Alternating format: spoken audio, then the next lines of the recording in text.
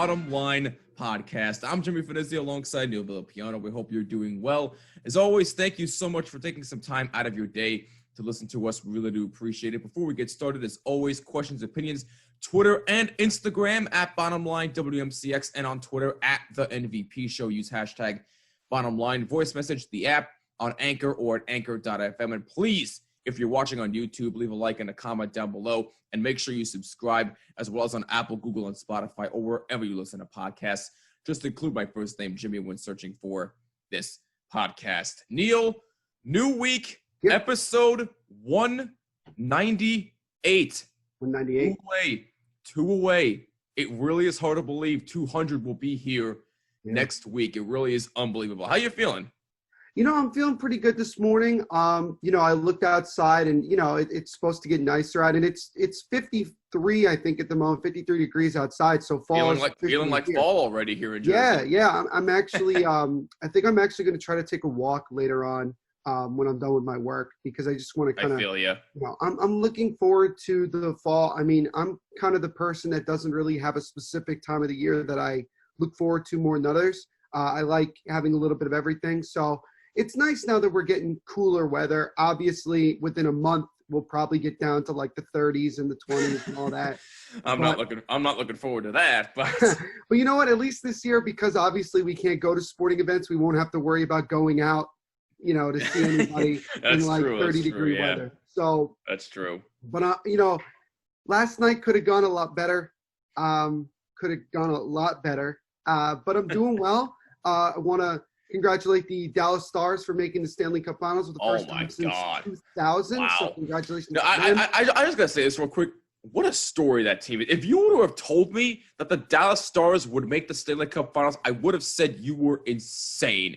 But I got to be honest, the way this team's playing right now, they're on a mission. They are no joke. They can score. They can block shots. I mean, this team is for real. I think they have a legitimate shot here. I really think that. Last year they were one bounce of the puck away from going to the conference finals. So it wasn't like that they kind of just came out of nowhere, but certainly going into this bubble. And then obviously after the, round robin, the Stars didn't look like they were going to be there for very long. They were really struggling to score, particularly guys like Jamie Benn, Tyler Seguin, and Alexander Radulov, but led by other guys, Miro Heiskanen, Denis Gurianov, Yoel Kiviranta, Anton Khudobin, they stepped up and they came through. Joe Pavelski as well. And, they really surprised people. And I think when the series was tied at a game apiece, that was the point where I was like, you know what? Okay, this is where Vegas is probably going to start, taking over. But, Dallas is just relentless from the start to finish. They just they just didn't let the Golden Knights, take control at any moment. And, Vegas had a 2-0 lead last night, midway through the third period. I kind of thought that, okay, we're at least going to a game 6. I was like, all right, this makes sense. But then, they come back and they tie it, and you could tell right away that the Stars were going to find a way to win that game. Oh, absolutely. Right away. And then you saw White Cloud take that penalty, and you knew that was pretty much going to be the game. And by the way, what a wrong time to take a boneheaded penalty like that. I mean, my goodness, you can't script anything worse than that. Well, I mean, unfortunately, it is how sometimes hockey works. It wasn't, wasn't like it was. Could it have been avoided? I mean, hindsight is 20/20. I do feel bad for White Cloud. First year in the playoffs, and he makes a young rookie mistake. And, I could see how much it hurt him, sitting in the penalty box, seeing, Denis Gurianov score the game-winning goal to kind of end, their season. But it's something that he'll definitely learn from, and I'm sure it's something he'll build on. Because White Cloud, I thought, had a pretty good playoff year. He really did a solid job of, coming in, for I guess they kind of went to a little bit younger defense on the bottom 4. But nonetheless, I mean, we do have to give credit where credit is due to the Vegas Golden Knights. You look at it, first 3 years in the league, go to the Stanley Cup Finals. Last year, you lose in what I guess you would call heartbreaking fashion, having a 3-1 lead, having to play Game 7 and then losing Game 7 after having a 3-0 lead in Game 7. And then this year, you get to the conference finals and you're 3 wins away, or you finish 3 wins shy of going back to the Stanley Cup Finals. So a job well done by the Vegas Golden Knights. They had a coaching change in the middle of the year. They brought in Pete DeBoer, and he did a fine job. And I thought that, because of his reputation of first year with a team bringing them to Stanley Cup Finals, it kind of looked like it was happening again, especially once they got past Vancouver. But, they ran into a team in the Dallas Stars that just had the juju going. And if you're playing a team that has the juju going, there isn't much you can really do about it. That was the case with St. Louis last year, and that's what we got with Dallas. So congratulations to the Dallas Stars. They earned it. Rick Bowness, who came in middle of the year, interim head coach, has taken the Dallas Stars to the Stanley Cup Finals. And, will we see who they will face in the finals? Possibly, if the Lightning can finish the job in Game 5 later on tonight. But I think whether the Islanders come all the way back and win that series or Tampa Bay wins it, they're going to have either one of those teams is going to have a tough time against this Dallas Stars team. They're going to be going to be ready. They're going to be amped up. And the fact that guys like Sagan and Ben are not the main catalyst for this team, and that there's 5, 6, 7 different guys that are stepping up way more right now, is very scary, because if Sagan starts to get going, it's going to be that much more difficult for a defense, regardless of it. But, all in all, I'm very happy for the Dallas Stars. Of course it's 2020. Like, you would just have a final like that. Also, I want to give Eddie Olczyk some credit, because back at the beginning of this entire bubble, he did actually predict that the Dallas Stars would make the final. So he actually, I forgot about that. I didn't think I did forget he said that. I don't blame it. Look, I don't blame him, because the Dallas Stars were clearly a team on the rise. You could see how they were playing. Right. But you just saw after the round robin that they just looked like they were going to struggle to score. But then they just came out like a house on fire, no pun intended, against the Calgary Flames. And they really, really did a good job. And then they go and they play Colorado, and we thought, okay, Colorado's going to win this in 5, 6. No, it ended up. I think we both had the Avs in 6 in that series. I could have sworn I had him in 6, but anyway, it got to a Game 7 and it got to overtime, and a guy like Yoel Kiviranta in his first Stanley Cup playoff game of his career, who had 1 goal all of the regular season, gets a hat trick and wins the game. I mean, that was a Hollywood script right there. And then they battled the favored, Dallas, Vegas Golden Knights, and they proceed to beat them up. I mean, let's just call it like it is. They outplayed them almost in every single game. I mean, that's just the way I looked at it. But hey, it's playoff hockey. It's hockey in general. Hockey is a magical, unpredictable sport, as I always say. And, we got another taste of that this year. So the Dallas Stars are going to the Stanley Cup Finals, and, good for them. I'm not even I don't really, doesn't bug me. I have absolutely no hatred for the Dallas Stars whatsoever. I can't be too mad about this. So congratulations to Dallas. They absolutely deserve this opportunity. And hey, if they end up winning the Stanley Cup this year, if they end up winning, what a story that'll be for that city. I mean, it'll be one of the best Cinderella stories in hockey this season. The fact that the Dallas Stars were struggling to score, like you said, and then all of a sudden they come in like a house on fire, and they're just outscoring everybody left to right, and they're doing this and doing that. They're putting all kinds of pressure on the other teams. It really makes for a great Cinderella story. It does. It does. Other side note, and I know we're getting way off topic, and I know this isn't No. It's perfectly fine. Obviously, Mets fans should be rejoicing right now. As we know, Steve Cohen and the Wilpons, and also the Katz family, which I didn't even realize actually had part of the ownership of the team, did agree at around 5 o'clock yesterday that Steve Cohen would be taking over as the Mets owner, 95% ownership. I don't know what that means with the 5% that the Wilpons still have. Maybe it's just that they get they still get a percentage of the money. But bottom line is he now owns a majority of the Mets organization, including SNY. Mets, yes. I don't think he bought SNY. He didn't. Okay. Well, the from what the New York Post said, because they were the first to really report this, is that the purchase was something, I think, like $2.475 or $2.375 million, which now makes Steve Cohen the richest owner in, I think, sports. Forget baseball. He's the richest owner in sports, and he is worth $14 billion. Yes. So I mean, look. And by the way, that's billion with a B, just in case Right. you don't get that confused. Exactly. Well, I mean, I'm certainly going to be talking about Steve Cohen buying the Mets on Mofobo later on. And rightfully so. I And by mean, the way, Jimmy, if you don't have any, go subscribe to that if you haven't done so already. Fantastic stuff. And if you want to jump on right after we're done, you're more than welcome to. I would, I don't have any guests today. If you're not doing anything, I would. Well, thank you, man. I definitely appreciate that. So if you want to come on when we're done, recording Bottom Line, we could just jump right into Mofobo and kind of just talk about that for a half hour if you want. Hey, you know what? Nothing would make me happier. I definitely cool. appreciate that. Cool. And I think you haven't been on since like March. So yeah. You were actually the first guest ever. Yeah, it's true. It's true.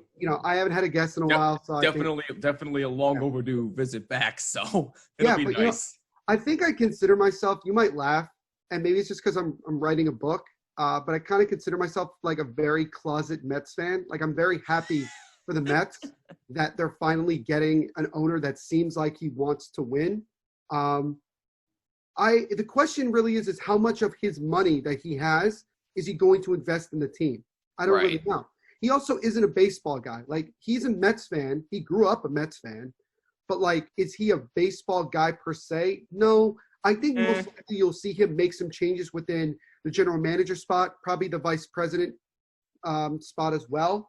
I think he's going to bring in baseball people. I think he's going to try to bring in baseball people, and he wants to make the Mets a flagship franchise again. You're playing in New York City, albeit you're playing in Queens, but you're still playing in New York City. Right. And you have to constantly compare yourself to the team in pinstripes in the Bronx all the time. This is that now opportunity for them to really kind of turn it around and really kind of put the Mets back on the map. And I'm interested to see what Steve Cohen can do. But obviously we got to wait till late November when the MLB owners decide to vote him in. He needs 23 of the 30 owners to vote him in. Right. And as far as I heard, that doesn't look like it's going to be a problem. And I don't think they would have gotten an agreement done if it wasn't already most likely that the owners would vote him in. I don't see a reason why MLB wouldn't vote him in. But yeah, I mean, it looks, as far as we know, they've gotten further along in this than they did back in January. So this is this is very good. This is very good. Kind of came out of nowhere a little bit because we hadn't heard anything recently. And we knew that A-Rod and J-Lo's company came out and tried to make another offer, but I think it was already too little too late. And I think Steve Cohen, good for him. I mean, he was not going to be denied, and he got what he wanted. Now, he basically promised that he was going to make this team good again. So, well, we'll see. We'll see. We'll see. We'll see. I mean, from the financial standpoint, I think Mets fans should feel happy because he just has a lot of money. But does that mean that he's going to invest a lot of it into the winning team? I don't know. We'll see. Every owner works differently, but they also work the same as well. So. Right. Well, there's only one way to find out. But if you're a Mets fan and if you're a Dallas Stars fan out there, you're definitely having a really, really good day and a really good week. And if you just happen to be both, which I don't know how that's possible, but if you just happen to be a fan of both teams, good for you. You're having a really good start to your week. Absolutely. So with all that out of the way, we can finally get into actually, before we get into NFL talk, Neil, you have trivia for me? Yes, I do actually. All right. Well, the Giants-related one. Let's get started. Yeah, it's a Giants-related one. Thought it was kind of interesting. Okay. So last night was the first time, God knows how long, that Eli Manning was not on the Giants roster. Right. Which, I mean, I think for most Giants fans, you would say you were already used to. Like, it wasn't like this was, like, really weird. It was like, yeah, he wasn't there. Fine. Yeah. When was the last time that the Giants had a quarterback that started the year other than Eli Manning, and who was that quarterback? What was the year and who was the quarterback? Jeez, man. Go back a while. I mean, it's nearly 20. I mean, he nearly played 20 years. First of all, we know Eli Manning broke in 2004. Okay, so you got the year right. You got the year right. Good job. Who the hell did he replace, though? Oh, my God. I'll give you a hint. I'll give you a hint because I like you so much. This guy just got elected into the Hall of Fame, I think, within the last 2 or 3 years. I know you're probably screaming at the computer or screaming in your phone saying, "Oh my God, Jimmy, you should know this." I should, but the name escapes me for some reason. I know it's 2004. I know that. Yeah, that's Oh easy. my God. I feel like that more than anything else is probably the easy part. Yeah, that's definitely the easy part for me. But why is the name escaping me? Oh my gosh. I feel like it's one of those situations where you can see him clearly, but you can't. Yeah. I can, but I can't spot the name. Would you like another I'm hint? gonna kick myself if I don't get it. Would you like another hint? I really hate to ask, but please. Okay, so this guy's name is also the name of a running back who played for the Seahawks back in the early 80s. In the early 80s? Went to Penn State. Oh, the boy. running back did, not the quarterback. The running back did. If I give you any more hints, you're gonna get it. So I can't do that. I'm really gonna kick myself for not getting this. Oh my God. Well, what do you want? What do you want? One guess or two? You pick. Give yourself one or two. So the year was 2004. I'll give you two. That's the easy one. Two guesses for this one. I mean, you are a Giants fan. This should be something you should know. And I know you're a smart guy, Jimmy, and you've been on a roll recently with getting my trivia questions right. So, let's pick it up. Oh, duh! I'm an idiot. Kurt Warner. There you go. See, Thank you. You figured it out. Yeah. Yes. It took me a little bit, but I was like, yeah. Kurt Warner came to the Giants the for 1 year in 2004, and he started, I think, the first 6 or 7 games before the Giants went to Eli. And then from that point on, Eli did not miss a game until 2017, I think it was. 2017 or the year after that? I don't remember. I don't really care at this point. But nonetheless, yes, before Daniel Jones, Kurt Warner was the last quarterback to start the season before Eli Manning. Yeah, I was really gonna kick myself. It took me a little bit because I envisioned he was right in front of me. I know, but I was like, why is the name escaping me so bad? Because I know him, and he's a terrific analyst now for he's very good. Or I think NFL Network he's on right now, right? Kurt Warner. I believe so. Yeah. Okay, so but yes, it is Kurt Warner. It took me a minute, but I got it. That's all that matters. I'm still on a win streak here. So hey, that's what good, 3 in a, I think that's 3 in a row now. I think you're right. Very good. As Don LaGreca would say, good for me. But anyway, you think he's gonna have fun later today talking about the Giants? We'll see. I kind of wish he was a Jets fan because I feel like it'd be even funnier. Oh my God! Like, you know what I'm saying? You know what I mean? Like, and by the way, I was listening to yesterday's recording of the Joe and Evan show on WFAN. I'm not done with it, but it's like 21 minutes. You just got to go to WFAN's YouTube channel. So if you're watching this on YouTube, just type it in. Yeah. Don't leave yet. We're not. Don't turn us off yet. Go watch it. Watch us first, and then go search it. And it's just I mean that team. Jeez.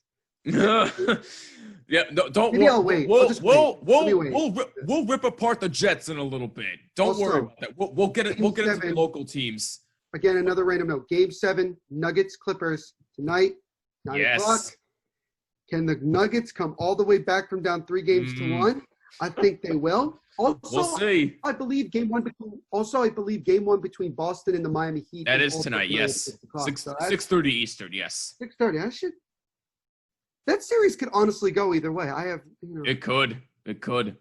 Absolutely. That is a fascinating. I'll give an official prediction later on Twitter, so stay tuned for that. But we'll get into the local football teams in a little bit. But I just want to go real quick some games that kind of stood out to me. What a couple of teams that laid a massive egg and we'll go from there. So, a couple of games that stood out to me real quick here. So, I want to start with the offensive shootout that was the Packers and Vikings.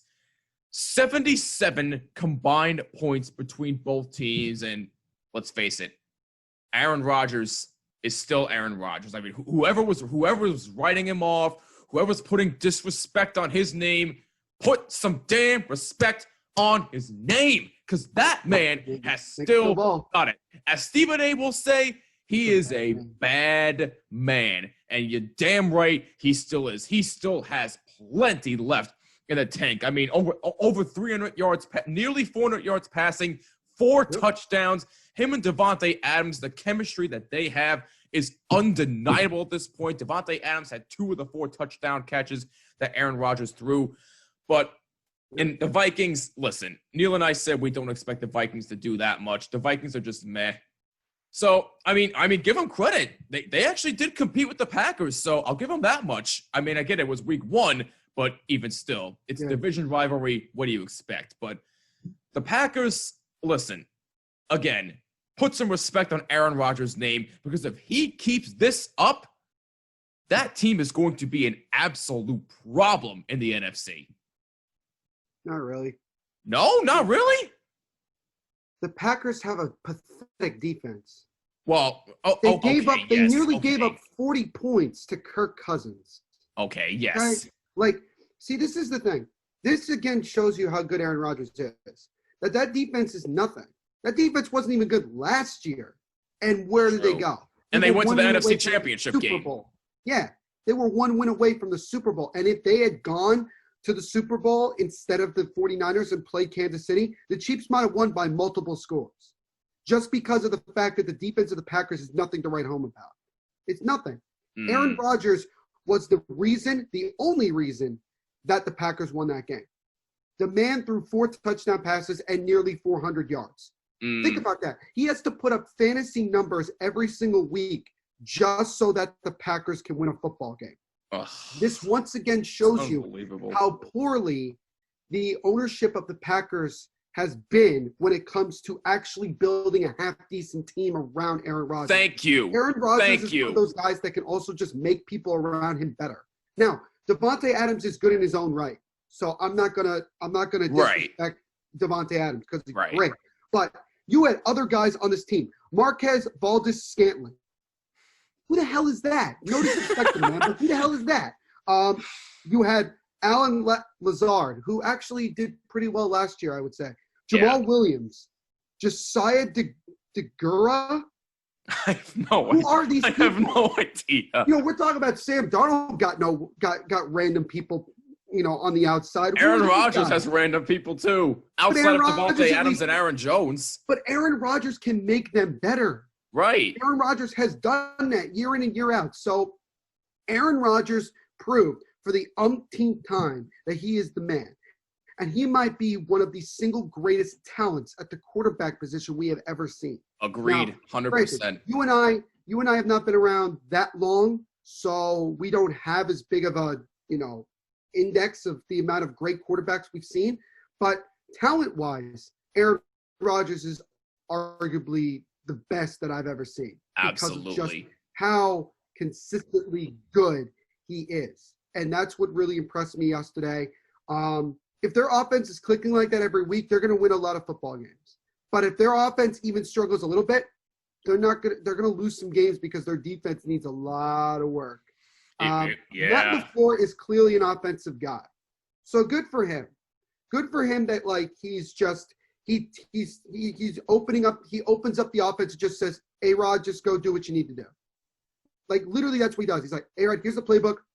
Go win."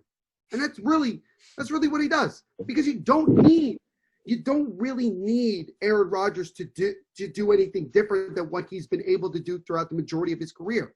That man can throw the football. The man has mobility, and he could do it. And he's a leader. He's a bona fide leader, and that's what the Packers love in him.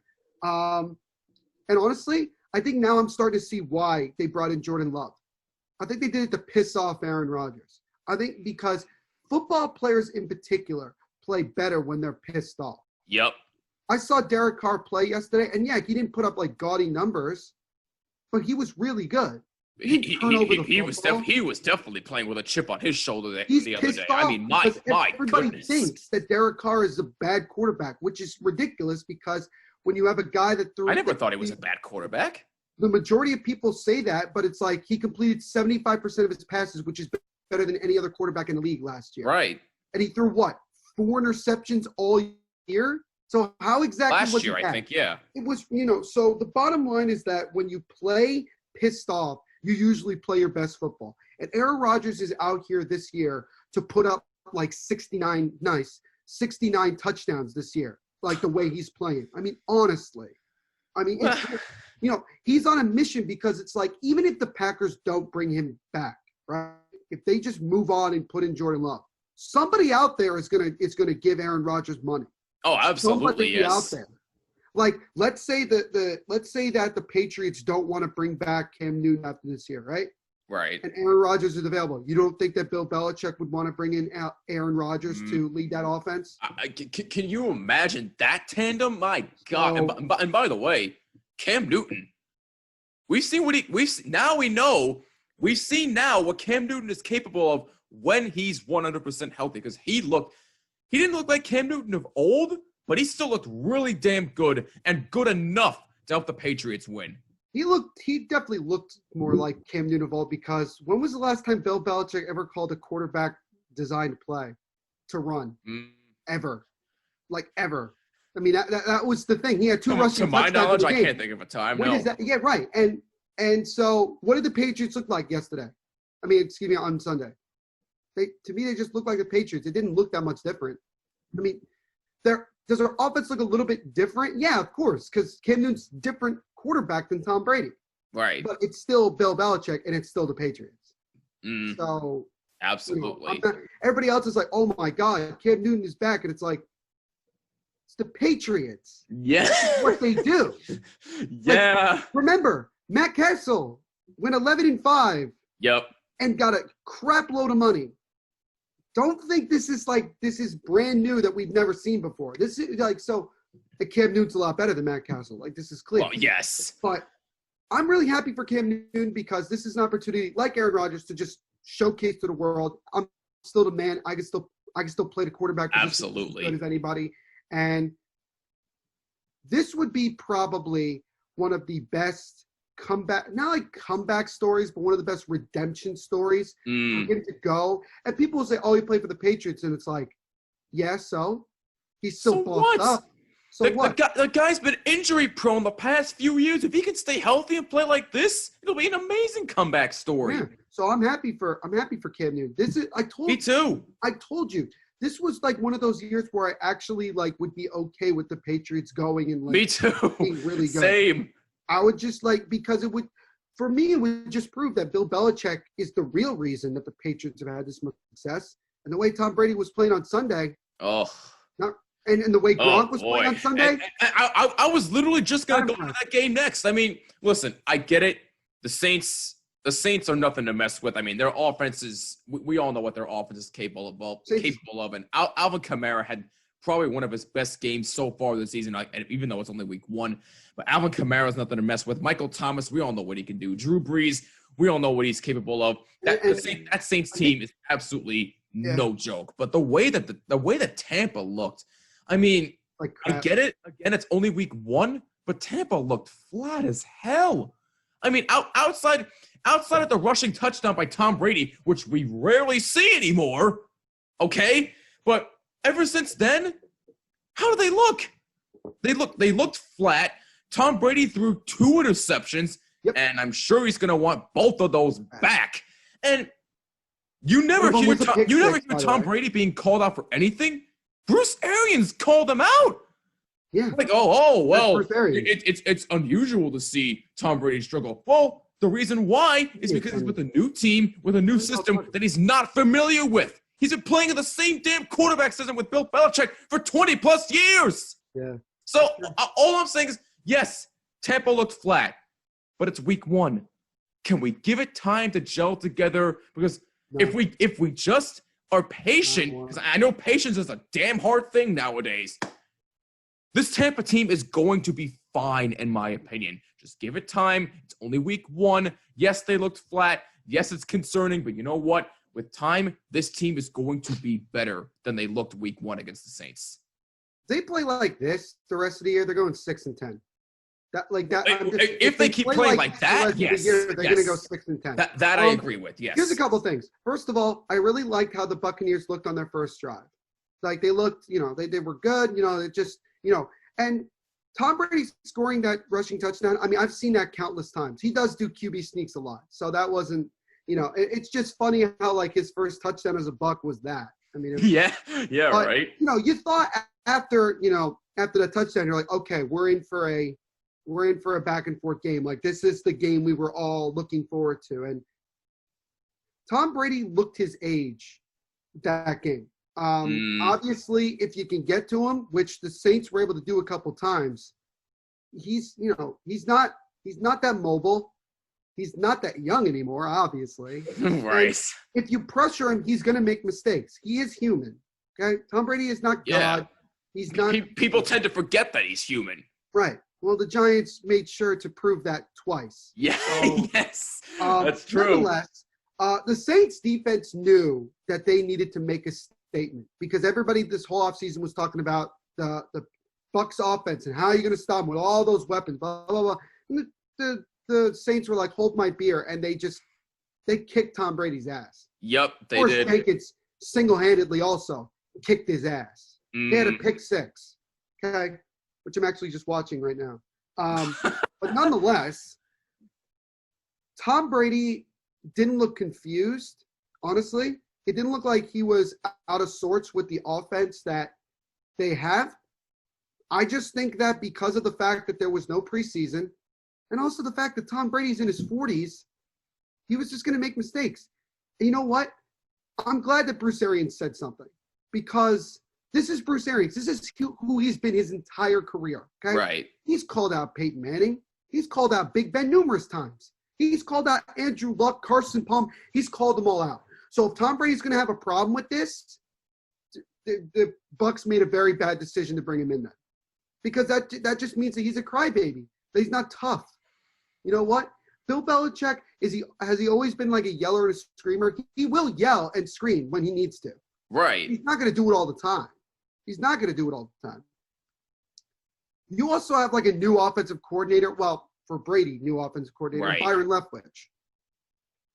So again, all this is new, which we get. But if they look like this on both sides of the ball, because the defense wasn't that tremendous either. Both sides of the ball, 6-10, 5-11. I mean, they're going to look like they're going to look bad the rest of the year. It's definitely not out of the realm of possibility if they keep looking like this throughout the whole season. Gronk definitely looks like he's missed like a couple steps. Like, yeah, he really looked lost. He really did. I wasn't. Yeah, pretty much the only reason why he came back was because Tom Brady was on the Bucs and he wanted to play with Brady again. And he wasn't going to go back to the Patriots if Brady was still there. He wasn't going to go back. Right. Look, both Gronk and Brady, we know the real reason that they didn't want to stay in New England. It's because they didn't want to deal with Bill Belichick anymore. They were tired of the thing, and they both want to prove that they don't need Bill Belichick. Round 1 or week 1 goes to Bill Belichick because Bill Belichick, he didn't put up gaudy numbers. They didn't kick the crap out of the Dolphins, and yeah, they were playing the Dolphins, but Bill Belichick still won, and that's what it's all about.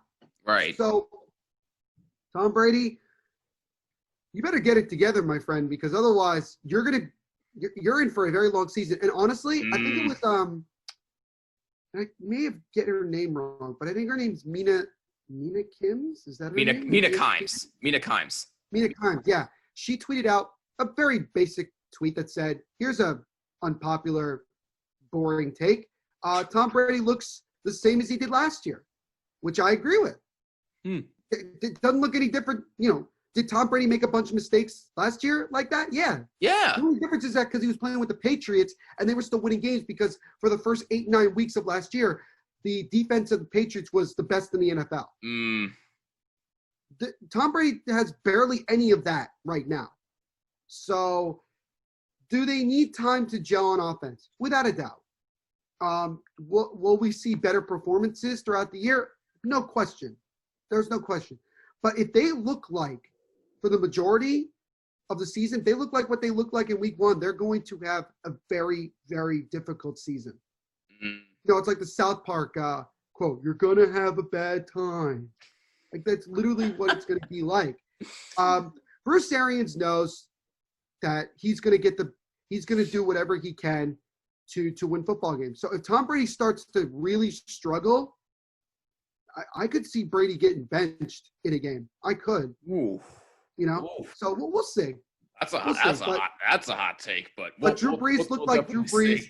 Michael Thomas looked like Michael Thomas. Alvin Kamara looked like Alvin Kamara. The Saints looked like the Saints. Yeah. That's really much what we saw. Pretty much. I'm not going to sit here and say they did anything different. No.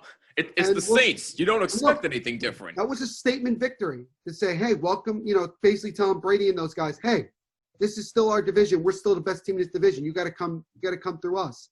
Yep. Round 1 went to the Saints. Yep. We'll see what happens when they meet up again later on this year in Tampa. That's going to be tremendous. Did it matter that there were no fans there? No. If there were fans there, maybe the Saints would have won by a lot more. Yeah. Yeah, maybe. So, you might be right. But few other games that stood out to me real quick before we get into the local teams here. Nice. First of all, the Washington football team. A football team won yet on Sunday.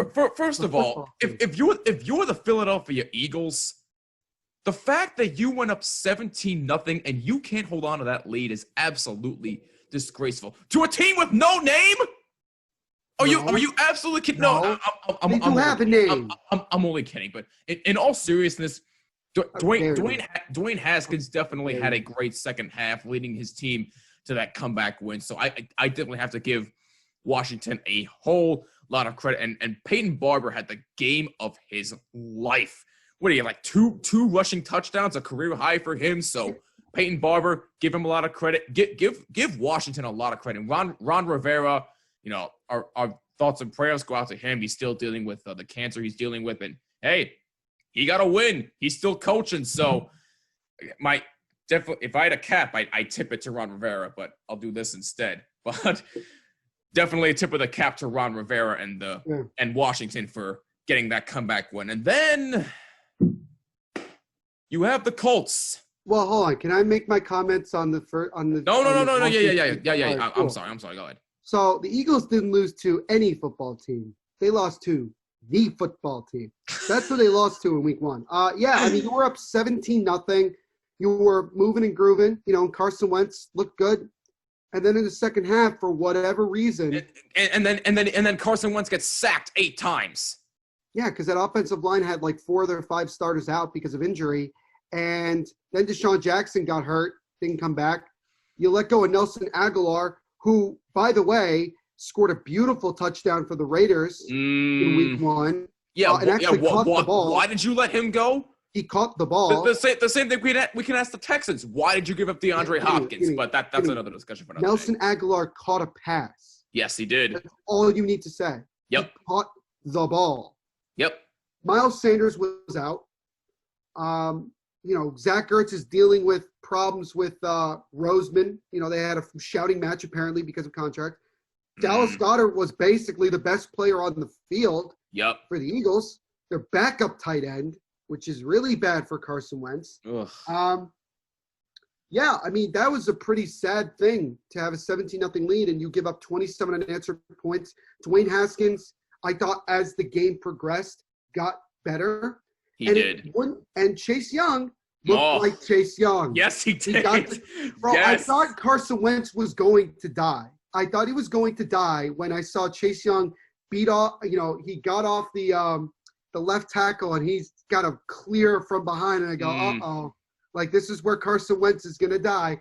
And he didn't really sack him. I mean, he got on top of him and forced a fumble, but it was still impressive. And I think the rest of the NFC least is going to have to take a look and be like, yeah, this is not going to be fun. I'm not going to have fun watching this. But absolutely good for Ron Rivera.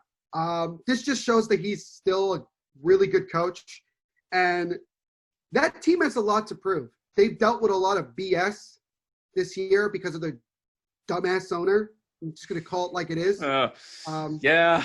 I try not to drop too many curse words, but sometimes I can't really find what I'm looking for. Well, you're not wrong. Dan Snyder's probably one of the worst owners in sports right now. In sports, yeah. I mean, it's pushing it. So really, the only guys that fans can really cheer for are the guys on the field and the coaching staff. Yep. That's what you got to cheer for. And good for the Washington football team, the only winning team in the NFC East so far. They're at the top of the division, so they're clearly there.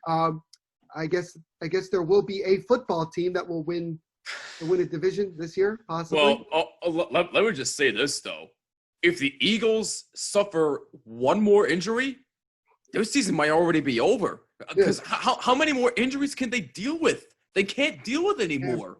Yeah. So if I'm the Eagles, I'm very concerned because if your quarterback goes down or if you lose somebody else in that offensive line, you're done. Your chances of winning this division go down like this. Because if Washington keeps this up, they just might be the surprise team to win the damn division because the Cowboys didn't look good against the Rams. Shockingly, they couldn't score more than 17 points against that Rams team. Granted, they have Aaron Donald on defense and Jalen Ramsey, but that's beside the point. They couldn't score more than 17 points. Are you kidding me? Really? The Cowboys could have God. The Cowboys could have God on their team and they wouldn't win. Okay, the Cowboys could have God on their team and they wouldn't win. Right? Like, honestly, that's just the Cowboys. But if I wasn't a Giants fan and let's say I just got into football, I probably would be a Washington football team fan just because it's great. No, it's great. This is a great name. I think it'll be funny and entertaining as just a football fan to see a football team or the football team win the division. So you know what? Look, I know it's week 1, but still, got to give credit where credit is due. You nearly put up 30 unanswered points after being down 17-0. We're like, okay, well, clearly Washington's going to get their ass kicked. But their defense stepped up, and that was important. Got to win in the division, which is always key, especially if you get into the later stages of the year and you need advantages over certain teams. Round 1 went to Washington, and good for them. And that gives them a lot of confidence. Dwayne Haskins, I thought, he didn't have to do very much. He just did what he had to do as a quarterback, and I give him a lot of credit. Good for him. Stood back there in the pocket, and he got it where he needed to go. He didn't really turn over the ball, so good for him. Absolutely. And the Colts, I think Phillip Rivers should retire after that game. How bad do you have to look to let Gardner Minshew and the Jacksonville Jaguars, who, by the way, are not even trying to win this season, beat you like that? Are you absolutely kidding me right now? I think that is an awful look if you're Indianapolis. Awful. I think the Jaguars are trying to win. Oh. It clearly looked like it on Sunday. It clearly looked like they were trying to win. It's just an awful look if you're the Colts. I'm sorry. You can't be losing to a team like that. You can't be losing to a team like the Jaguars. I'm kind of happy in a way because, look, if you're a fan of that team, the Jaguars I'm talking about, if you're a fan of that team, look, obviously you have, no expectations whatsoever, at all. You've traded away basically everything, and you have all these draft picks. Anything you do positively is gravy. I mean, Gardner Minshew is making his case to be the backup quarterback next year. If the Jaguars still try to tank. Look, and the Jaguars know this. The guys on that team know this. What can they do? Well, they can kind of ruin it and get satisfaction from it and prove that they belong in the NFL by going out there and playing. And Gardner Minshew looked really good. Phillip Rivers looked like he looked like crap. Okay? Yeah, he did. And this will once again prove that everybody who said for the last 15 years that Phillip Rivers was God's gift to football was dead wrong. He's not that good. He never has been that good. The only reason anybody likes Phillip Rivers is because he beats his chest and constantly, talks smack, which He might be one of the greatest trash-talking quarterbacks I've ever seen. Yeah, he is. He might put up a lot of touchdowns, but he also throws a lot of really bad interceptions. Yeah, he does. And I think he threw 2, I believe. Yeah, he's definitely going to want those back. Yeah, you lost to the Jaguars, my guy. Exactly my point. If this is, and obviously it's difficult because Marlon Mack also tore his ACL and is out for the year. Yeah. So that means that Taylor is going to have to be your feature back, and that I think Jonathan Taylor, this is his opportunity to really, really do well. But thank God the Colts only got Phillip Rivers for 1 year. Yeah. This is bad. But again, $25 million for 1 year. It's starting to not look good, but again, it is for 1 year. So it's, it's not like you're hurting yourself after this year. It's like, okay, like if your team goes 6-10 or 5-11, okay, like it's not like at the end of the world. You can just go and get a quarterback in the draft. That's true. Are they, maybe it's up. Maybe we were wrong. Maybe the Colts are really the ones trying to tank for Trevor, and the Jaguars are trying to go to the playoffs. Who knows? We'll see. I think the Jaguars. Wait a minute. I think the Jaguars are actually. No, the Titans did win yesterday. So the Titans did win. So on a boneheaded decision by Vic Fangio, not calling timeout with over a minute left, but I'm not going to go in a whole Stephen tangent on that. He missed 3 field goals and an extra point and still won the game. I was literally, the guy looks washed. He had an awful game, and yet Vic Fangio decides not to call a timeout. Lets Gostkowski come in. He wins the game. Like, you can't make this stuff up. You can't make it up. I love sports. I love when sports does that. And plus, again, it's 2020. Crazier things have happened, but we digress. And then you have the Cleveland Browns, who, let's face it, they're just absolute trash. I mean, granted, they were playing the Ravens, but bottom line, we don't have to say too much about Cleveland. They're just trash. I mean, Baker Mayfield has 2 all-pro receivers, and he still can't win. The man has more progressive commercials than wins. That's all I gotta say.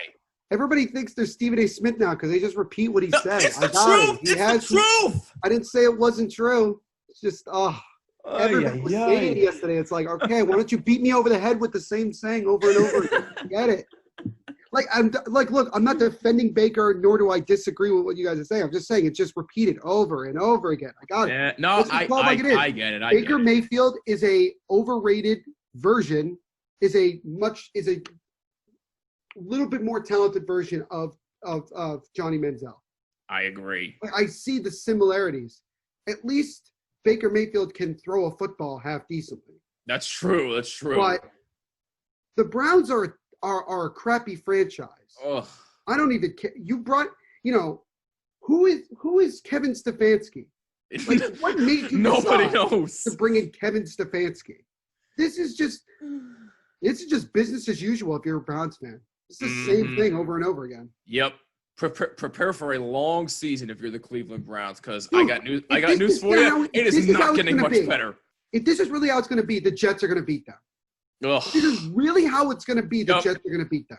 And speaking of the Jets, oh boy. Well, hold on. Before we talk about the Jets, Mitch Trubisky is a winning quarterback again. Just want everyone to know that. Shut up. I forgot to mention that game. Hold on. The Bears coming back from what? 23-6?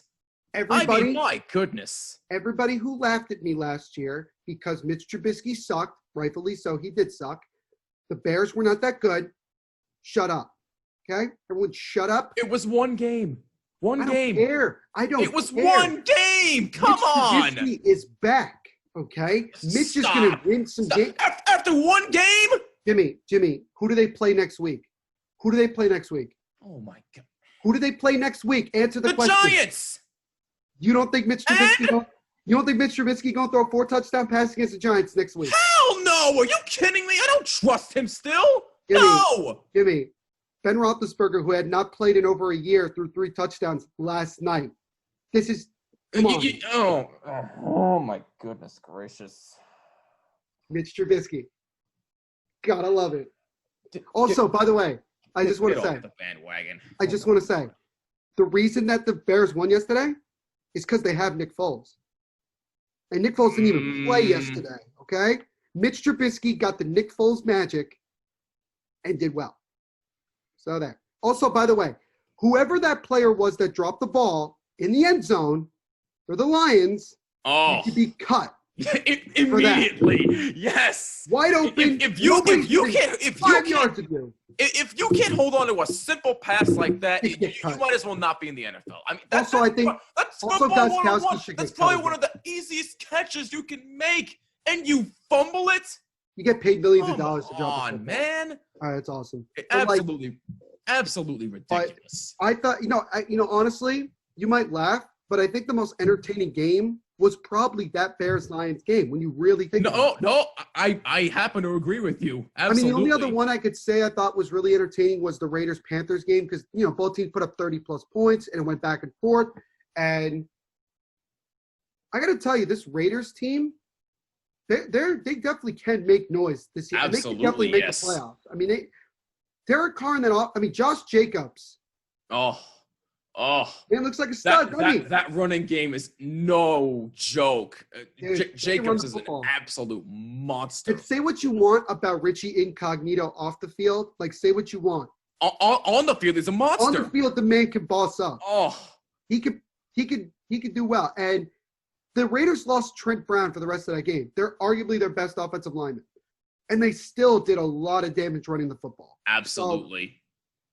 So, John Gruden, who clearly needs some hair procedure, because God help me, that was bad looking at that yesterday. John Gruden and that Raiders team, they came in with a mission and they proved it. And now they got a big matchup against the Saints on Monday night in their first game ever at Allegiant Stadium. That's going to be fun. I can't wait. I can't wait. But that Raiders team, definitely watch out. They could be a surprise team this year. Mitch Trubisky is a winning quarterback again. Oh, please. So deal with it. One game. Matt Nagy going to get coach of the year. Game. One. But now. So wait. If the Bears make the playoffs, Jimmy, you got to get me a Mitch Trubisky jersey. No cap. Got to get me a Mitch jersey. Yeah, okay, I'll play along. But then, all right. So you guys heard it here first. He said yes. So let's go. Whatever. But then, oh boy, the Jets. I mean, my God. Can you wet the bed any more than the Jets did? Now, granted, Buffalo is better than them, no question about it. But obviously, I mean, my God, that game was over from start to finish. The Jets had literally nothing going from the get-go. Now, for those beating up on Sam Darnold, I will say it, Sam Darnold looked terrible. He did not have a good game. I will say that. But I am not putting all the blame on him. I blame the incompetent head coach and Adam Gase, who was not letting Sam Darnold grow enough. And by the way, Sam Darnold still has little to no help. Now, granted, Mekhi Becton actually looked solid. He looks very promising. But other than that, he needed that, yeah. Can you at least offer Sam Darnold some help? Again, he didn't look good. He didn't. But Adam Gase still doesn't know what he's doing. He should have been fired last year because he was so incompetent. And he's still an incompetent head coach. He shouldn't even be on this team. And you heard him the other day in the press conference, oh, well, there was nothing I would change about the play calling. Are you on drugs? You clearly could change a lot, yet you don't want to because you're some type of quarterback or offensive guru, whatever the hell you want to call yourself nowadays. And you're probably not going to be walking out the door because Joe Douglas is your buddy. Give me a break. I mean, the Jets, this is typical Jets. It's going to be a long, long football season for the New York Jets. And no, I am not putting all the blame on Sam Darnold, even though, again, he did not look good. But Adam Gase, you got to help him out a little bit. You need to help him. This is why you should have gone and drafted a wide receiver in the draft. This is exactly why. Because now Sam Darnold still has nothing, and he will never be able to fully grow and develop as potentially, once he gets help and he has a good system, he will be an elite quarterback. If that's the case, if he gets that help. Yep. But as of right now, the Jets ain't doing a damn thing. And I feel bad for Sam Darnold. I really, really do. I don't want to. I don't have nothing to say. Let's just move on. No, I really don't. No, I'm actually being. You actually have nothing to add. No. That's an absolute rarity. I mean, my goodness. All right. You really want me to like? Why are we wasting our time with this? I mean, yeah, it's true. Is anybody surprised? No. The Jets are a pathetic, sorry excuse for a football team and a franchise. Okay? If you thought that the Jets were somehow going to win yesterday or on Sunday, I was going to bring it up because I literally saw people on Twitter, including our guy Julian Gallardo, who is a Jets fan. He thought they were going to win. Are you on drugs or something? Now, no disrespect, but if you thought they were going to win against that Bills team, considering the fact with what you have, come on now, really? Let's just at least have some logic. Yeah, let's just move on. I don't want to talk about the Jets. I mean, yeah. So that's the Jets. I'm not a Jets fan either, but it just neither am I. Being obviously in this you area, can tell because my Giants shirt. If you're watching on YouTube, being in this area, just the Jets are so irrelevant. It's a joke. It's not even. No, it's just like they don't deserve time at again. If you want more info about the Jets, Neil's book. That's all I'm gonna say. JETS. Pain. Get his book. That will explain everything. If you buy it on Amazon for $19.69. You're gonna. If you read the book, you're gonna stop being a Jets fan. Exactly. Probably. You're look at it and be like, yeah, there is no hope. Exactly. Unless they somehow fire Adam Gase and get a competent head coach and a better system for Sam Darnold, which probably will not happen in the next few years. Won't matter. It's the Jets. It's the New York Jets. They're a clown show. They're irrelevant. They're just the Jets. It is absolutely pitiful. Just move on. It's absolutely pitiful. I have no comment on the Jets. But I guarantee you'll have a comment about our Giants because, all right. Well, first of all, Giants-Steelers. Look, with the Steelers, look, Big Ben coming off an injury. Look, he looked a little shaky in part of the first half, but since then, he kind of looked like Big Ben of old. He looked like he was back. It looked like the Steelers. It looked like Big Ben and the Pittsburgh Steelers offense again. Because the way everybody was clicking, now that they actually have him back, the Steelers are going to be a problem, especially on that defense. I mean, my God, that defense. That defense is no joke. Bud Dupree. Let me say this about Bud Dupree. Anybody who was writing him off saying he was a one-hit wonder was dead wrong. This guy wants to be paid, and he certainly showed why he wants to be paid, because he was an absolute monster, putting all kinds of pressure on Daniel Jones, on Saquon Barkley. He was all over everybody. And look, that defense is no joke. If this whole Steelers team stays intact, Neil, don't forget, I picked the Steelers to go to the Super Bowl this season, and there's a reason why I did that. It's because if that team stays intact like that, that is why I picked the Steelers to go to the Super Bowl, because that team is going to be a problem if they keep this up. Now, let me get to the Giants here, because look, I've been a diehard Giants fan since day one. Yeah. Listen, I may be on drugs and have them going 10-6. I get that. Oh yeah. Obviously that's going to be wrong. Obviously, and I look like an idiot. But at the same time, I didn't have them going to the playoffs.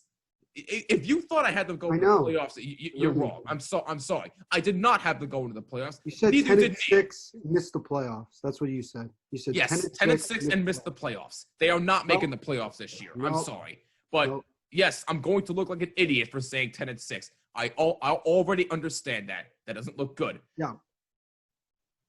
But look, I get it.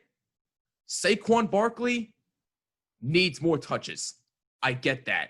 But the Steelers' defense was all over. The Steelers' defense wouldn't let him get anywhere. Because the offensive line is shit. What's that? The offensive line of the Giants is pathetic. Thank you. It wasn't the Steelers. All right, you know what? Finish what you're saying before I do this. I 100% agree the offensive line looked absolutely pathetic. It did. And it's also very clear that Daniel Jones' favorite target is Darius Slayton, who had another great game, and he looks like he's going to be their number one receiver. Because who else do they have? In all honesty, Darius Slayton is clearly their best weapon this season. There is no question about it. Yeah, play well. Daniel Jones, I will admit, he's going to want those 2 interceptions back. Absolutely. Maybe. There is no question about it. But it's week 1. And I'm actually going to say, this might be blasphemous of me to say, but I'm actually willing to be patient with what the Giants have this season. I did not feel like this when Pat Shurmur was the coach. Why is that? Because everybody was getting tired of Pat Shurmur and what his offensive system was, and clearly it was not working from the get-go. Everyone was already tired of it, so they fired him. They bring in an all-new coaching staff for Joe Judge, Jason Garrett, Freddie Kitchens, the whole deal. So I'm willing to be patient here. I am. I might be a little too much of an optimist, and hey, you know what? I have no shame in that. You can call me whatever you want. You can tweet me. You can kill me. Hey, whenever we have fans again at MetLife Stadium, you can throw something at me when we're at a Giants game. I dare you. I don't care. I don't have any regrets for what I'm going to say. I'm actually willing to be patient with this Giants team because I did not expect that much, although I did say 10-6, but I didn't have them going to the playoffs. This team is nowhere even close to being a playoff team, and it showed against, well, again, granted, they went up against an experienced Steelers team. Here's the difference here.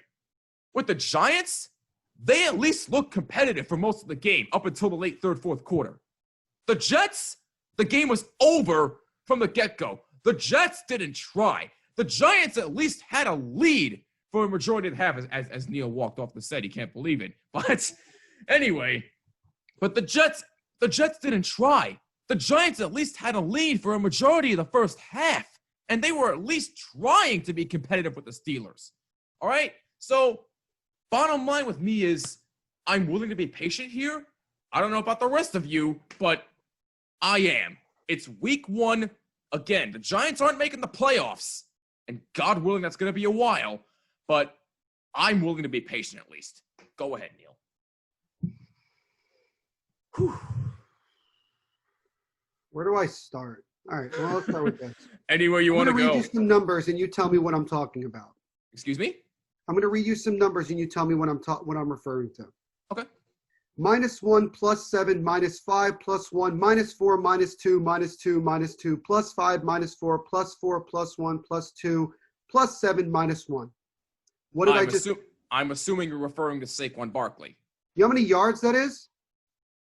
What was that, like 6 yards he had? 6. Yeah, 6 yards. How many carries he had? 5. 15. No.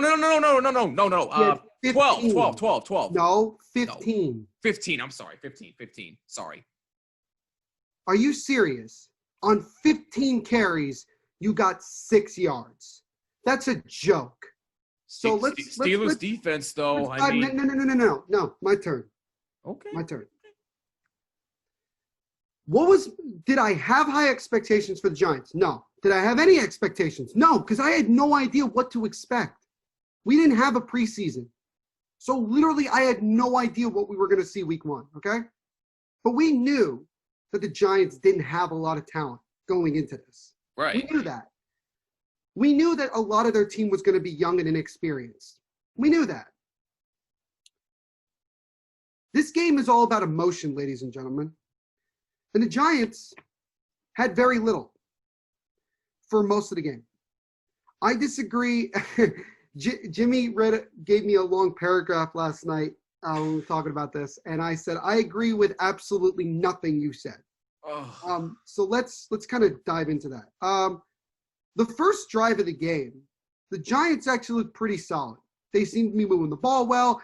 Hey, there were passes that were more than 10 yards, which was great. This is something I never saw with Pat Shurmur and his pathetic excuse for an offense. Exactly. So there was that. They didn't score, but they got to like the Steelers 40, right?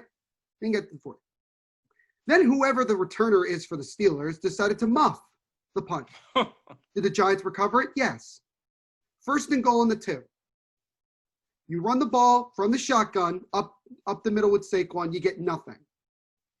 The next play, what the hell did they do in the second? They ran the ball again. Yeah. Didn't get it. 3rd down. They have a play designed where Evan Ingram blocks for like 2 seconds and then rolls into the middle of the end zone. Daniel Jones and Evan Ingram both screwed up on that play because Ingram did not release when he should have, and he was well behind the play. And Daniel Jones, because he wasn't expecting Evan Ingram to not be ready, threw it too soon. And as a result, incomplete pass, and they kick a field goal. I knew the Giants were going to lose right then and there because you had a 1st and goal on the 2-yard line. The Giants had the worst red zone offense in the NFL last year and the year before, and they proved again that they are very bad in the red zone for whatever reason. But I was like, all right, cool, whatever. The defense continued to play very well in the first quarter, early second quarter. Especially Blake Martinez. He was all over everybody. They weren't getting enough pressure on Big Ben, but that was to be expected. Right. Then the Giants get the ball again, and Daniel Jones, with tremendous blocking, I might add, particularly from Saquon, threw an absolute, and no pun intended, dime to Darius Slayton. That was one of the best passes I've seen in the last couple of years with this team. Right then and there, the emotion was at an all-time high. The Giants were absolutely moving and grooving. The defense was playing well. Defense gets a 3 and out, and then the Giants start at their own 7-yard line. Okay? So I'm thinking here, all right, let's go down the field and score again. Let's continue to put the pressure. First play of the game, Daniel Jones throws an interception. Sorry, I just heard weird noises. But nonetheless. All right. Might be ghosts. I think I'm like Sam Darnold today. I think I'm hearing ghosts. Anyway, Sam Darnold throws an interception. Was it a Daniel bad Jones, one? you mean? Was it a bad? Daniel Jones threw a pick.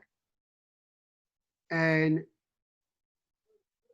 I don't know. I couldn't really fully blame Daniel Jones for it.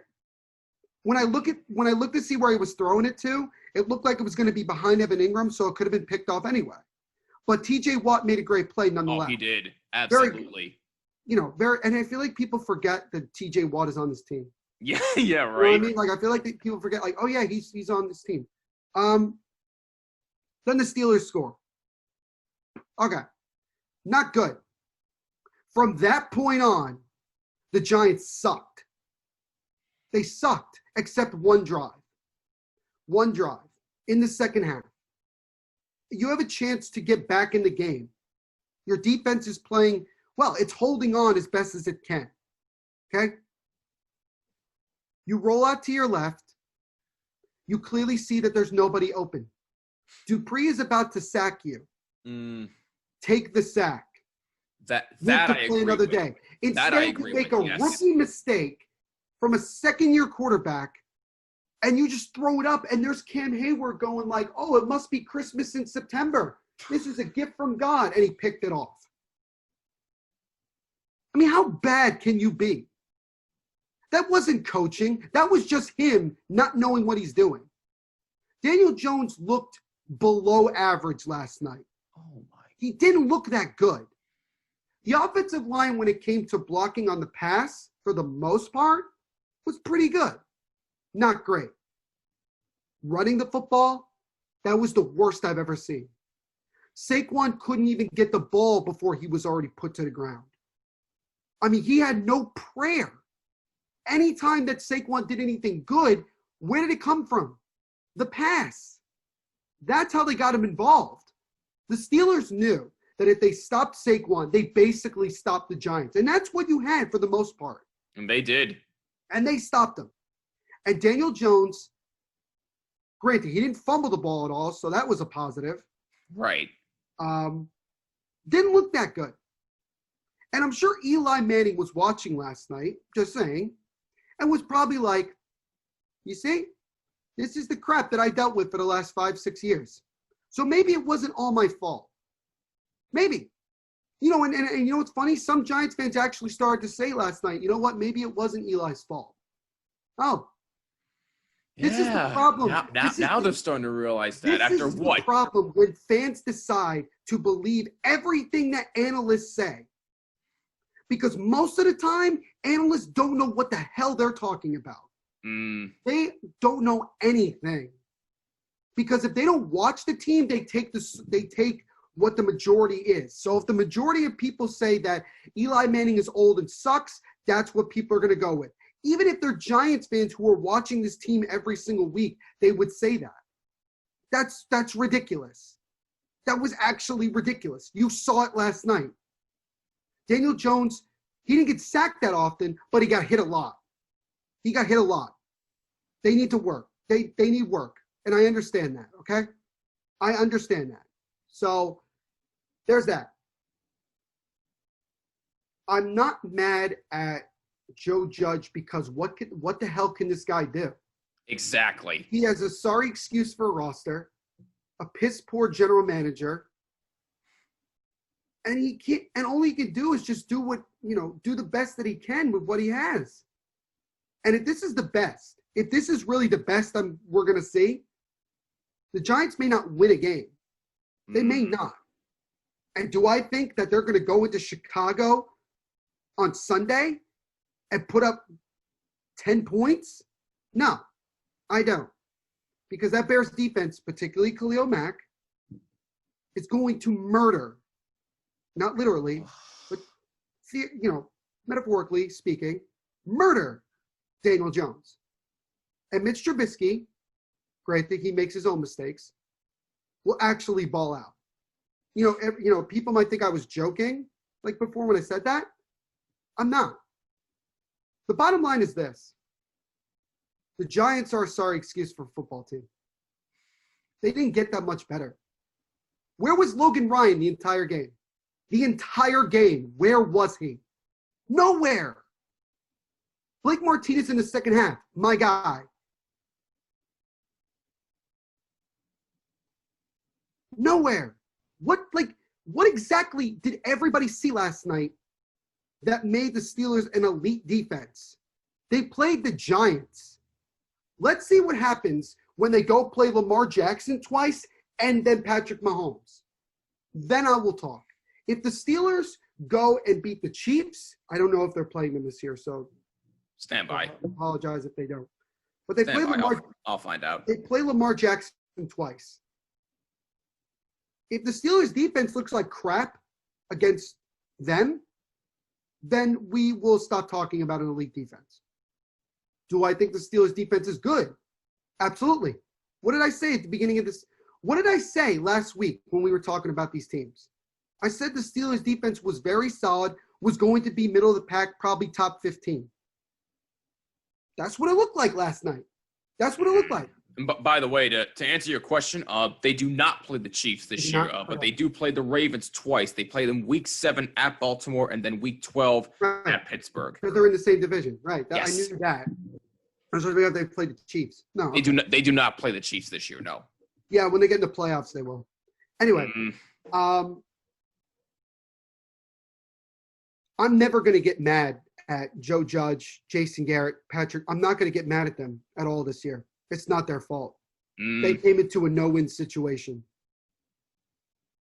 If Joe Judge continues to be the coach that he is, from what I'm hearing, I hope that he makes this entire team run like 50 laps this week. No, because if that's the best they're going to go out there and show, if that's the best that they can put up, they're not going to win at all. And David Gettleman's going to be fired, and that'll be the end of it. Probably should have been fired and already. People want to say, oh, the Maras and the Tishes are not doing the best that they can. No, I think they are. I think they've just become like every other owner. I don't think they're that interested in winning anymore. We were talking about I'll use the example. We were talking about the Yankees. Remember this? So Yeah. last week we talked about the Yankees. Yeah, you brought up the fact that Hal Steinbrenner didn't care about winning. That's what you're seeing here. That's what you're seeing here. You're seeing the owners acting the way that they're supposed to be acting as an owner. They're looking out for their best interest. The interest of the owners is not the same as the interest of the fans. This is plain and simple. Am I possibly overreacting to what I saw last night? Yes, I could very well be. But what have the Giants looked like the last 5, 6, 7, 8 years? Garbage. My patience is done. I'm done. But I will say this. Let me put this out here, because it may sound hypocritical. I've seen the Giants win 2 Super Bowls. So I'm not going to be one of those fans that's mad that I'm never going to see my team win a Super Bowl. It's already happened. Everything else that they do for the rest of the time I'm on this planet, fine. Of course I want to see the Giants do well. Of course I want to see them win. Who doesn't want to see their favorite team win, right? Absolutely. But at least I'm not a Jets fan who hasn't seen a team even get to a Super Bowl since '69. At least you're not the Browns. A Browns fan who's never even seen a Super Bowl with the Browns in it. The Chargers? The Panthers? I mean, and look, I'm not trying to throw shade on these teams. Well, right. But there are a lot of teams out there that haven't won anything yet. Haven't won a championship. Right. At least the Giants, within my lifetime, have won 2 Super Bowls. So it's not as difficult for me to watch and complain about it from that standpoint. But I would have rather watched something else than watch the Giants play last night. I would have rather watched, the whole Stanley Cup Finals game. Yeah, not Stanley Cup, Dallas Stars playoff game last night. Oof. Than what? And I was debating it. I really was saying, like, I think I was just going to flip every now and then to see how the Giants were playing well. I am not looking forward to the next 15 weeks of this. If this is the best that the Giants have to offer, if this is the best, the Giants will win 1 game, if that. Oof. Because at least some of the other teams look like they were ready to go. Now, I understand that there was no preseason. I get that. I'm aware of that. Try telling that to the Ravens. Try telling that to the Bills. Try telling that to the Patriots. Try telling that to the Chiefs. Try telling that to them. It's an excuse. It's an excuse. Okay? And I know the Giants weren't fully healthy. I know Golden Tate wasn't out there. But Golden Tate isn't that good. Okay? He wasn't that good last year. He's definitely a shell You're of what he paying once him was. all this money to be a slot receiver when the Giants already have one. You cut Corey Coleman. Why? Why? For no reason He was at all. the best receiver on the damn team. Yep. But all right, cool, whatever. You know, am I willing to give Joe Judge a chance? Without a doubt. But if this is the best that this team has to offer, they suck. They just suck. The Giants suck. I'm sorry. Like, I'm usually the one that's pretty optimistic with everything. I would consider myself to be pretty much an optimist with every team I'm a fan of. Even if I know they're not going to be that good, I'm still optimistic. Mm-hmm. I was optimistic before kickoff because I'm like, I don't know what's going to happen here.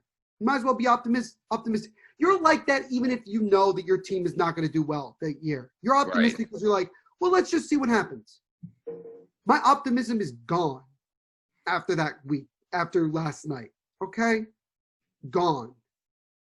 They're playing the Bears next week. Then they play the freaking, what do they play? The Cardinals, I think? Whatever the hell. I think the Cardinals. Yeah, you're right. Then they play the Rams. No. It's the Bears, and then I think they're home for the 49ers, and then they have the Rams. They're not going to win any of those 3 games. What? They're not going to. No. Oh, boy.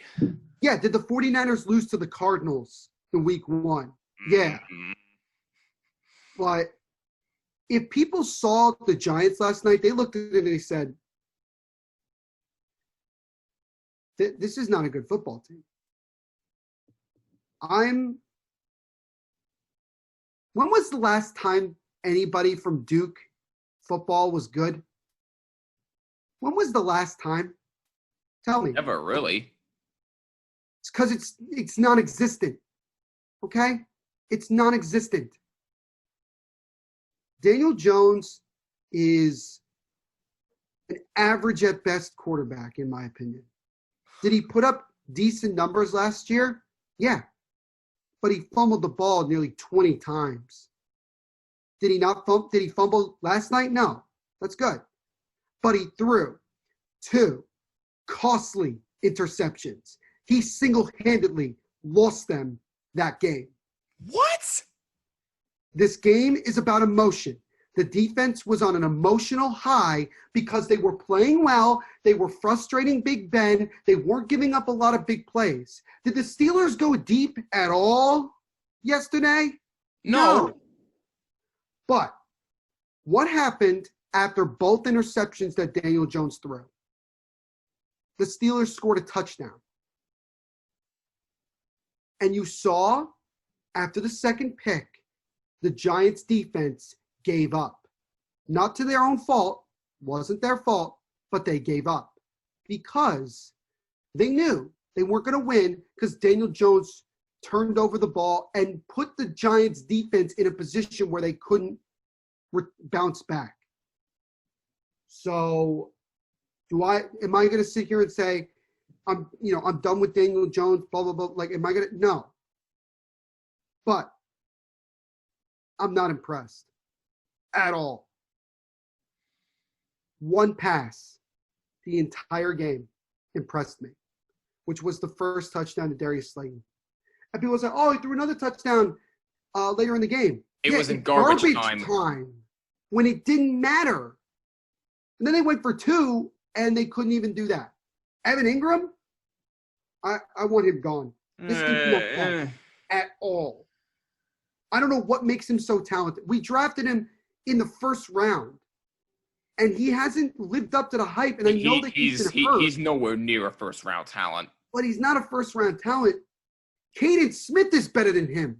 Caden Smith was the backup. Come on now. So that's saying something. So my whole opinion and bottom line is simply this. The Giants are not that good. This should not come as a surprise. Let's put that out there. The Giants, in some regards, are a sorry excuse for a football team.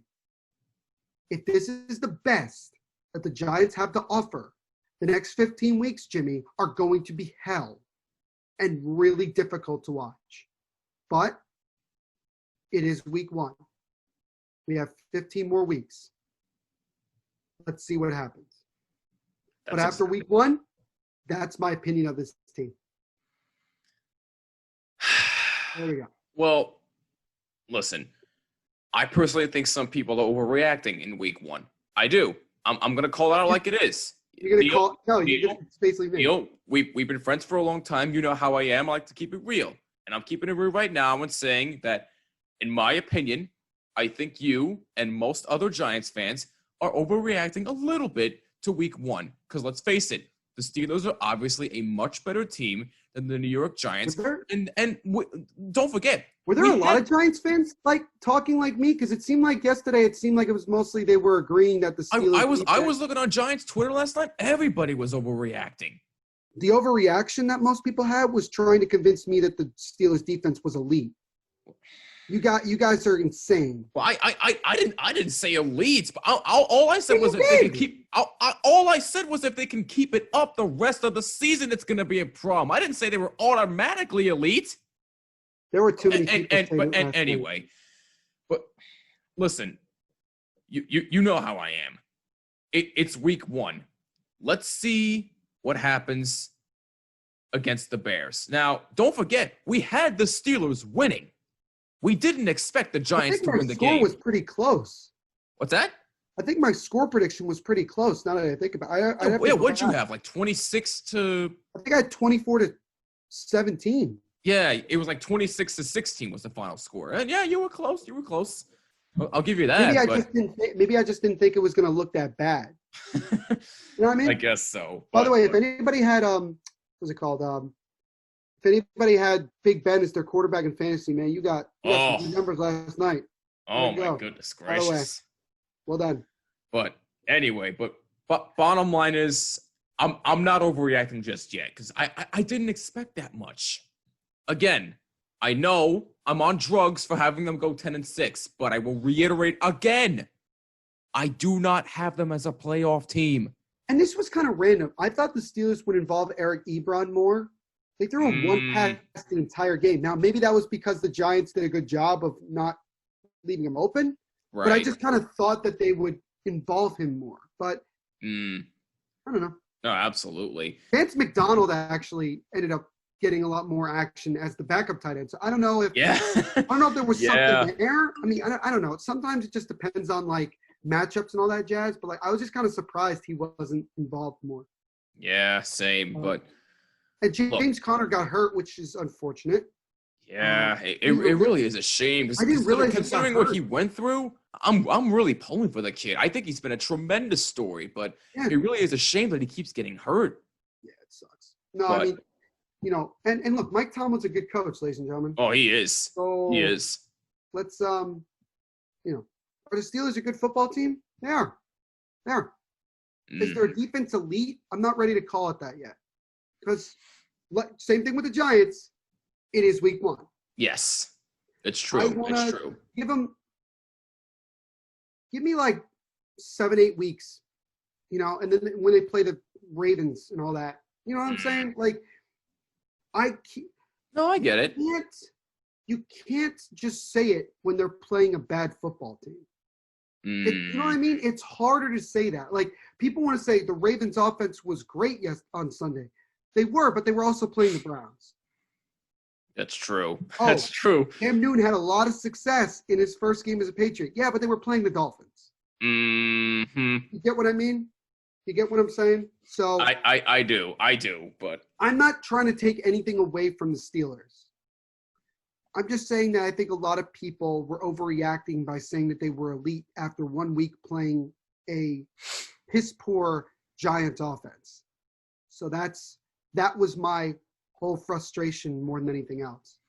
Just no, I get it. I get it, but Dupree definitely deserves to get paid, and I hope he does. If not, I'd love to see the Giants pay him. I'd be cool with that. That'll be great.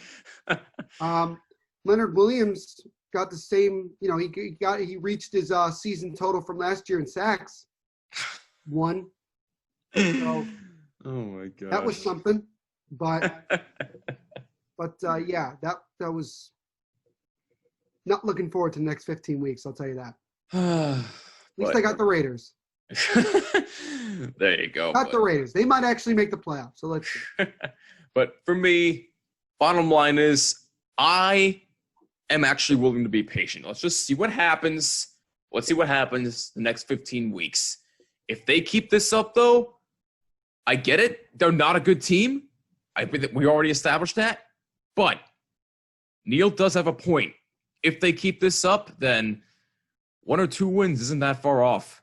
Sorry, but that's looking a lot more realistic right now. But bottom line is, I'd rather have this overreaction and then be wrong than to like be optimistic and have it come crashing down. No, I get it. Continue to look bad. No, yeah, no. I want to be wrong. I want to be wrong. I really do. I want the Giants to make me eat my words. I do. And it is week 1, and they are playing Chicago, and Mitch Trubisky could easily go back to being Mitch Trubisky. But if I'm the Bears, and you saw that last night, I'm pretty pumped up to play them. Yeah. Like, you know. And they got a short week, too, because they played on Monday. So that's true. I don't think they'll have a day off. So we'll see. We'll see. We'll see what happens. That's the bottom line with the New York Giants. And on that football note, is back, baby. Football is back. It is, and we're really, really happy about it. And on that note, That'll wrap it up for this episode of the Bottom Line Podcast. If you have any thoughts on anything we discussed, let us know on Twitter and Instagram at BottomLineWMCX and on Twitter at the NVP Show, hashtag BottomLine. Voice message, Anchor, the app, or at Anchor.fm. And please make sure you subscribe on YouTube and leave a like and a comment down below if you are watching. And if you're listening, subscribe on Apple, Google, and Spotify, or wherever you listen to podcasts.